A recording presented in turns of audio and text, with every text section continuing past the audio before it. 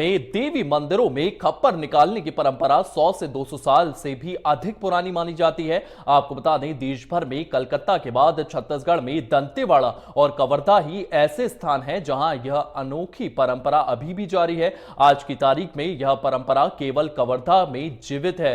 यहां दो सिद्धपीठ, मां दंतेश्वरी और मां चंडी मंदिर में एक अन्य देवी मंदिर मां परमेश्वरी से यह परंपराएं जो है खप्पर निकाला जाता है। पारंपरिक तरीके से यहां पर खप्पर निकाला जाता है। इसी के साथ साथ ऐतिहासिक मान्यताओं के अनुसार मां दंतेश्वरी को दंतेवाड़ा में कवर्धा लाया गया था। वहीं इस विपदा के समय मां ने कवर्धा के राजा को स्वप्न में दर्शन देकर नगर भ्रमण के लिए खप्पर निकालने का निर्देश दिया था, जिससे नगर की समस्त बीमारियों और आपदाएं का नाश हो सके। पुराने समय में माता दंतेश्वरी का खप्पर बहुत ही भव्य रूप से यहां पर निकाला जाता था, जिसे आम लोगों देखकर लगातार यहां पर दर्शन पूजन करते थे।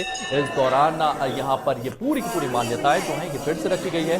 नगर भ्रमण से किसी भी प्रकार की आपदा या बीमारी नगर में प्रवेश नहीं कर पाती है और नगर में सुख, शांति और समृद्धि बनी रहती है। क्षेत्र के लोगों के अनुसार दंतेश्वरी मंदिर में यह परंपरा 150 साल से भी अधिक पुरानी है।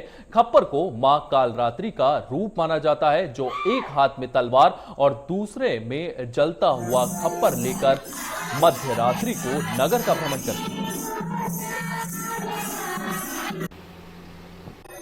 कवर्धा के प्राचीनतम सिद्ध पीठ माता दंतेश्वरी मंदिर पर मैं इस वक्त मौजूद हूं, और मैं मौजूद हूं इसलिए कि यहां जो सदियों पुरानी परंपरा चली आ रही है, जो सैकड़ों सालों से यहां एक परंपरा चली आ रही है, जिसे खप्पर की परंपरा कहते हैं। माता खप्पर लेकर जो है नगर भ्रमण करती हैं। माता का स्वरूप जो है खप्पर लेकर नगर भ्रमण करते हैं। आइए हम जानेंगे कि क्या है खप्पर की परंपरा और किस प्रकार माता नगर भ्रमण करने के लिए इस मंदिर से निकलती हैं और पूरे नगर का भ्रमण करते हुए पूरे कवर्धा वासियों को बीमारी से और बहुत सारे दोषों से मुक्त करती हैं और उनका जो है उद्धार करती हैं।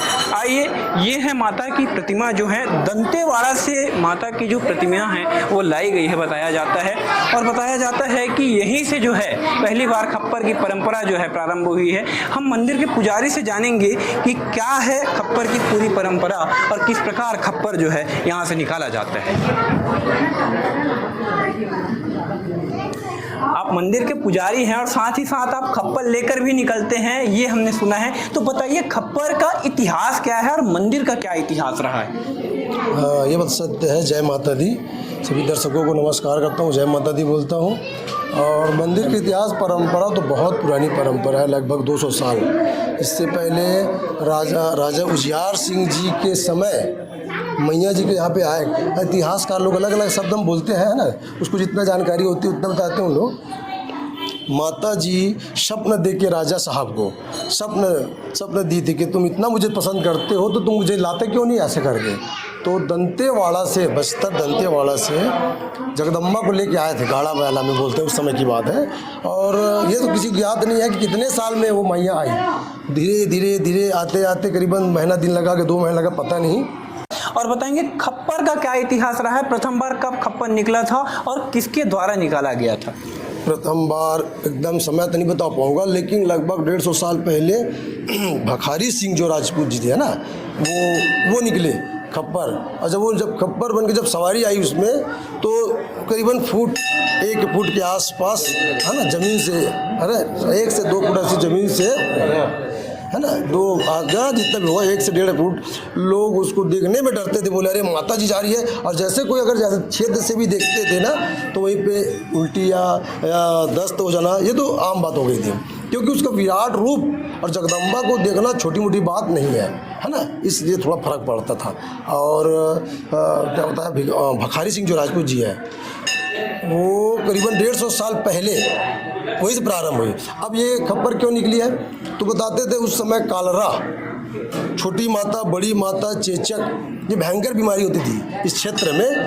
तो बताया कि अब मैया पहले, अब आज भी अब थोड़ा परंपरा इसलिए कम हो गया कि लोग असुरी हो गए हैं। पहले पवित्रता रहता था ना, तो मैया सपना देती थी कि ये करो वो करो राजन, ऐसा करके। तो बताई माता के राजन खप्पर वाला प्रक्रिया करो और ग्राम पूजा करते करते तुम प्रारंभ करो। तुम्हारी जो पुजारी है उस पर मैया जी की मेरी सवारी आएगी, उसके द्वारा फिर मैं कंवरधा भ्रमण करूंगी। उस समय लगा रहता था कंवरधा एक ग्राम, तो भ्रमण करूंगी तो जितने भी बीमारी है उसको मैं ग्रसित कर लूँगी, मतलब उसको इसमें खप्पर में उसको समाहित कर लूँगी, ऐसा करके। तो वो परंपरा आज भी है। इंडिया न्यूज़ के लिए पुष्पराज शेखावत, कवर्धा। वहीं बस्तर में दशहरा की अपनी एक अलग ही परंपरा है। दशहरा पर्व के लिए महत्वपूर्ण रस्म बेल पूजा की गई है। आपको बता दें, इस रस्म में बेल वृक्ष और उसमें एक साथ लगने वाले 2 फलों की पूजा की जाती है। एकलौता बेल वृक्ष को बस्तर के लोग अनोखे और दुर्लभ मानते हैं। शहर में लगे ग्राम सरगीपाल में वृक्ष पुराना एक बेल वृक्ष का वृक्ष है, जिसमें एक के अलावा 2 फल भी एक साथ लगते हैं और इसकी मान्यता है यहाँ पर और इसकी पूजा की जाती है। परंपरा बहुत ही पुरानी रही है। 1423 में जब राजा यहाँ शिकार करने आया करते थे, अदृश्य शक्तियाँ प्राप्त हुई। उसके बाद यहाँ पे महाराज खुद रहते, रात भर यहाँ एक रात यहाँ पे रुका जाता था। रुकने के बाद यहाँ पे सपने में आकर के बताया कि देव शक्तियाँ यहाँ उपस्थित हैं। उनका स्वरूप के रूप में 2 जोड़ा बेल जो शिव शक्ति की आराधना के महत्व यहाँ रखते हैं, वहाँ पे आके पूजा अर्चना की जाती है, उनकी शादी की जाती है। तो सरगीपाल के इसी जगह पे वो शक्तियाँ प्राप्त हुई थी। उसके बाद से आज भी यहाँ पूजा अर्चना करके उनके स्वरूप के रूप में 2 बेल का जोड़ा जो आपके सामने आपने देखा, उसको तोड़ करके हम ले करके जाते हैं और उसको स्थापित करते हैं वापस दंतेश्वरी मंदिर के पास में। वहाँ स्थापित करके परंपरागत यहाँ पे जैसा शादी का रिवाज होता है, जैसे आप लोग भी हल्दी खेल चुके हैं, हम भी खेल रहे हैं, वैसे सभी परंपरा यहाँ निभाई जाती है और ये सदियों से चली आ रही परंपरा यथावत निभाई जाती है। और जा करके इसी बेल के जोड़े को हम दंतेश्वरी मंदिर में स्थापित करेंगे। जिस प्रकार सभी देवी देवता यहाँ उपस्थित होते हैं, उसे शिव शक्ति की भी आराधना होती है और यही शक्तियाँ हमें यहाँ पे प्राप्त हुई थी, जो कि अदृश्य रूप से मिली गई थी। जब भी शिकार करने यहाँ आते थे तो गायब हो जाती थी शक्तियाँ, शिकार गायब हो जाते थे। तो वही जो प्रतीक के रूप में हमें ये बेल का जोड़ा मिलता है और इसी बेल जोड़ा के पूजा अर्चना करके स्थापित करके इस परंपरा को निभाया जाता है। वहीं कोरबा में रावण, मेघनाथ और कुंभकर्ण का पुतला बनकर तैयार हो गया है। यह पुतला प्रदेश का सबसे ऊंचा पुतला है। आपको बता दें, कबाड़ और बिजली के बेकार पड़े स्क्रैप को लेकर यहां पर यह पुतला बनाया गया है। इसी को लेकर के हमारी ये खास रिपोर्ट देखिए।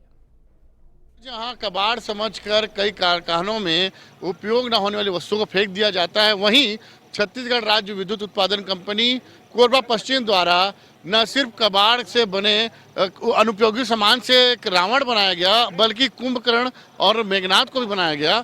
जी हाँ, 110 फीट जिसकी कल्पना नहीं की जा सकती, प्रदेश का सबसे बड़ा रावण अब तक का 110 से 112 फीट के लगभग रावण अब लाल मैदान में खड़ा हो चुका है। इसका पूरा जो क्रेडिट जाता है यहाँ के कर्मचारियों को, अधिकारियों को, लगातार वो टीम जो यहाँ पर मशक्कत करती रही बीते 15 से 17 दिनों में। सर, बहुत बहुत स्वागत है इंडिया न्यूज़ में। Thank you. किस प्रकार का मेहनत रहा, कैसी सोच रही, कैसे आगे बढ़े इसमें? हमारी जो दशहरा उत्सव समिति की टीम है, बहुत ही डेडिकेटेड टीम है और इसमें हमारे सभी कर्मचारी हैं जो ऑलरेडी हमारे प्लांट में कार्यरत हैं, रेगुलर कर्मचारी। इसमें जो आउटसोर्स कर्मचारी हैं वो भी बहुत साथ देते हैं, बिल्कुल कदम से कदम मिला के चलते हैं। और हमारे जो कर्मचारी सेवा मुक्त हो चुके हैं वो भी अभी उनका भी बहुत ज़्यादा सहयोग रहता है। तो सब लोग मिलजुल कर जो प्लांट के अनुपयोगी जो स्क्रैप मटेरियल है उससे ये हमने रावण इस बार तैयार किया है। इस बार विशेषता ये है कि साथ में मेघनाथ और कुंभकर्ण के पुतले इस बार बनाए गए हैं रावण के साथ। तो एक नयापन है कि हर बार जैसे एक ही रावण का पुतला बनाया जाता था और इसकी हाइट भी हर साल लगभग 3-4 फीट बढ़ाई जाती है। इस साल करीब 110 फीट के आसपास का ये पुतला है मेन रावण का। और इसका विशेषता ये है कि इसका जो सिर है ये घूमेगा, साथ में ये अपने मुंह से धुआं निकालेगा। वैसी मेघनाथ जो है उनका हाथ मूव करेगा। इस तरह के कुछ विशेष फीचर हैं जो आपको दशहरे के दिन देखने मिलेंगे। निश्चित तौर पर सर, यह रावण की जो कई खूबियां हैं वो तो हैं, साथ ही इस मैदान में 30 से 40 हज़ार की संख्या या उससे पार भी संख्या पहुंच जाती है। इसकी व्यवस्था को लेकर प्रबंधन बहुत प्रयास करता है। सर, कैसी व्यवस्था रहती है और प्रशासन का क्या सहयोग रहता है? इसमें सभी लोगों का सहयोग से ही इतना बड़ा कार्यक्रम हो पाता है। उसके लिए अलग अलग समितियां बनी हुई है, सिक्योरिटी को देखने वाले सिक्योरिटी के लोग हैं, फायर को देखने के लिए फायर फाइटिंग की टीम हमारी तैनात रहती है, इवन मेडिकल की टीम भी हम लोग तैनात करके रखते हैं। और विशेष कर जो एडमिनिस्ट्रेशन है, पुलिस है, उसका भी सहयोग लेना पड़ता है, क्योंकि इतनी भारी संख्या में यहाँ पर पब्लिक आती है, तो उनको कंट्रोल करना और उनका प्रॉपर मूवमेंट के लिए वो उनको कोई दिक्कत ना जाए, किसी तरह की कोई प्रॉब्लम ना हो, वो सब के लिए सबसे सहयोग लिया जाता है। और हमेशा इतने सालों से यहाँ पर इतना बड़ा कार्यक्रम हो रहा है और हमेशा हमें सहयोग मिलता रहा है, और इस बार भी हमें सहयोग मिलेगा, ऐसी पूरी अपेक्षा है, और हम इस कार्यक्रम को और अच्छे ढंग से कर पाएंगे, ऐसा मेरा मानना है। दशहरा उत्सव जिसको लेकर न सिर्फ प्रदेश के मंत्री बल्कि जिले के कलेक्टर हैं और एसपी और तमाम आला अधिकारी पहुंचते हैं, आतिशबाजी भी आकर्षक रहती है, कैसे इस बारे में बताएंगे आप? अभी तक का जो आतिशबाजी का जो प्रोग्राम रहा है इस बार हट करके करने का प्रयास किया गया है, और निश्चित रूप से जो प्रदेश के और जितने भी दर्शक रहेंगे उनको आतिशबाजी में नयापन देखने को मिलेगा।